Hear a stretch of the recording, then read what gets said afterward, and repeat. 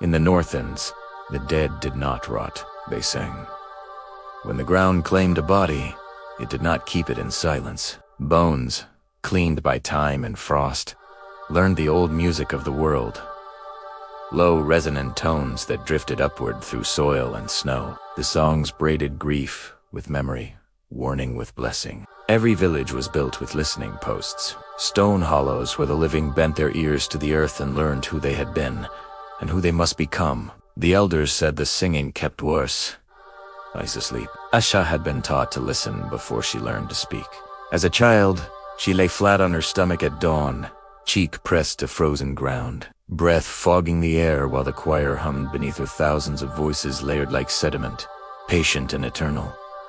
The bones never lied. They told of storms before clouds gathered. They whispered when ice would crack, when famine crept too close, when something old shifted its weight beneath the world. So when the singing stopped, Asha knew before anyone else that the land was in danger. It happened in midwinter, when daylight thinned to a pale rumor and the ice field stretched unbroken to the horizon. Asha knelt at the listening stone outside her village, fur-lined cloak drawn tight, drum resting silent at her side. She lowered her head, pressed her ear to the rock, and felt nothing. No hum, no echo, no breath of memory, only a vast, hollow quiet that made her stomach twist. She pulled back sharply, heart pounding. Silence in the bones was not death. Death sang. Silence meant fear. By nightfall, the elders gathered, faces carved with lines of frost and disbelief. One by one they listened. One by one they recoiled. The oldest among them, Elder Thrain, pressed his trembling palm to the ground as if to feel for a pulse. "The choir has gone still," he whispered. "Not faded, not weakened. Silenced." The ice groaned far to the north, a sound like a mountain clearing its throat. The old stories surfaced then, dragged from the deep where they had been buried on purpose. Tales of the Titan beneath, the god of bone and burden, chained under glaciers older than language, a thing that had fed on the dead before death learned to sing, a thing that did not create endings. It hoarded them. The choir was not a blessing, Thrain said, voice breaking. It was a lullaby. That night, the first crack split the ice plain. Asha dreamed of ribs the size of towers pushing up through frozen seas, of a skull vast enough to wear the sky like a crown. She woke with blood on her tongue, the taste of iron and old snow, and a word echoing in her mind that was not a word at all. A note so deep it bent thought around it. She did not wait for permission. Before dawn, she took her drum, her bone charms, and the antler staff passed down through generations of shamans who had learned to bargain with what should not wake. The wind howled as if warning her back. The ground vibrated beneath her boots, a slow, titanic rhythm that did not belong to any living thing. As she traveled north, the land grew wrong. Ice formations twisted into shapes that suggested spines and knuckles. Snow fell upward in brief, panicked spirals. The silence followed her, oppressive, absolute, swallowing even the sound of her breath. At the edge of the great glacier, she saw the choir. They stood half-emerged from the ice. Skeletons locked mid-song, jaws open in eternal vows, ribs shattered outward as if something had forced its way past them. Their bones were cracked, drained of resonance. Whatever slept below had drunk their voices dry. The ice split. A soundless scream tore through the world as the Titan rose. It was not whole, not yet. One colossal arm of fused femurs and shattered spines broke free, dragging with it a shoulder like a mountain of skulls.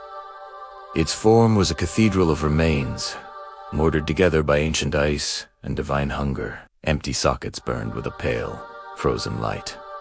Asha dropped to her knees, not in surrender, in listening. She struck her drum once. The sound rang thin in the vast quiet, a fragile defiance. She struck it again, harder, calling on the old rhythms, the ones that had taught bones to sing in the first place. She felt the response ripple through the earth, faint but present. "You remember?" she whispered, to the dead, to the land, to herself. The Titan turned its gaze upon her. When it spoke, it was through pressure rather than sound. A crushing awareness that bent her spine and filled her mind with images of eras collapsing, of civilizations ground into dust and catalogued within its endless body. All returns to bone, it told her. All songs end here. No, Asha said, blood running from her nose as she forced herself upright. Songs don't end, they change singers. She raised her staff and sang not with her voice alone, but with memory. She sang the names of the dead she had known. She sang the storms they had warned of, the children they had protected, the harvests they had mourned. She sang the choir back into being. The ground answered. Hairline fractures lit the ice like veins of fire as resonance returned to the bones trapped below. One voice joined her, then another, then thousands. The choir surged upward, not as Bodhis, but as sound a tidal wave of remembrance that slammed into the Titan's form. The god reeled. Cracks spread through its skeletal mass as the songs it had stolen forced their way out, vibrating its structure apart.